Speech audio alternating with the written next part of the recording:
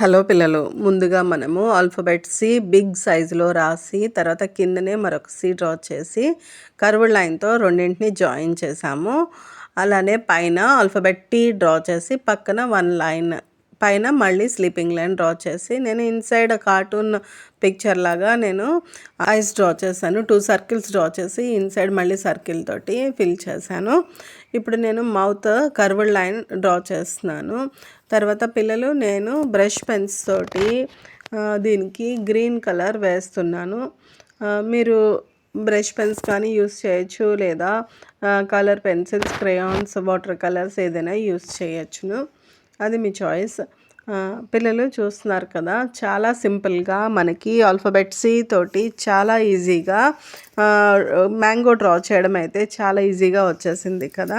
ఇలాంటి పిక్చర్స్ మరిన్ని నేను ఆల్ఫాబెట్స్ తోటి, నెంబర్స్ తోటి, షేప్స్ తోటి చాలా పిక్చర్స్ నేర్పుతాను.